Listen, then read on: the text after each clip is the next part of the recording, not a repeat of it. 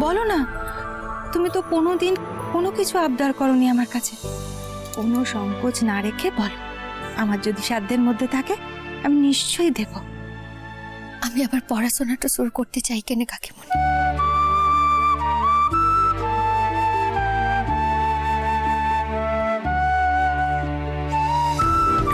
বিনু, বিনু, তুমি তুমি আবার পড়াশোনা করবে? এ তো খুব ভালো কথা।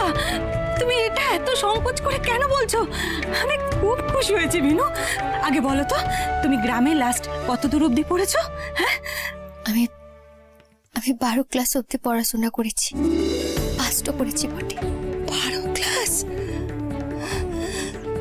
ভাই, তুই উচ্চ মাধ্যমিক পাশ করেছিস? ওমা, এত ভালো, এত খুশির খবরটা এতদিন বাদে আমরা জানতে পারলাম। সে কি রে? হ্যাঁ, আমরা তো জানতাম ও বেশি দূর পড়াশোনাই করেনি। সেই তো, রুক্মিণী ওকে কতবার কত জায়গায় অশিক্ষিত বলেছে। বিনু, তুমি তো আমাদেরকে একবারের জন্য বলনি যে তুমি 12 ক্লাস অবধি পড়াশোনা করেছো।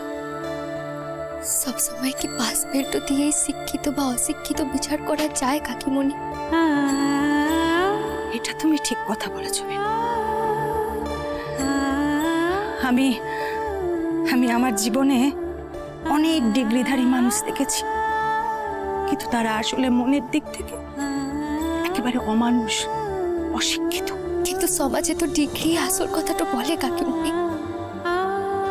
কে কত নাম্বার তো পেল, কে কত বড় পরীক্ষাটাতে পাস করলো, তাইতেই তো শিক্ষিত অশিক্ষিত বিচারটা করা হয়।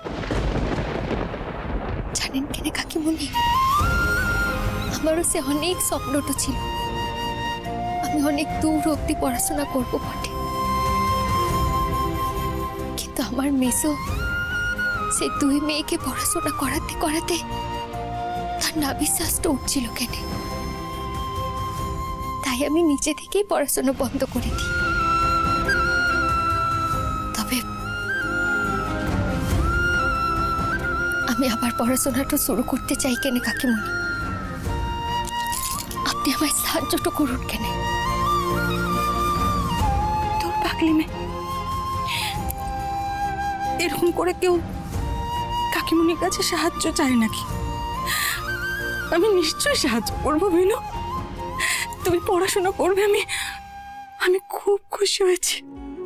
একটা শিক্ষিকা হিসেবে, একটা মানুষ হিসেবে এটা তো আমার দায়িত্ব, আর বিনুর কাকিমুনি হিসেবে আরো বড় দায়িত্ব। আমি কালকেই তোমার জন্য খাতা, বই, পেন্সিল সবকিছু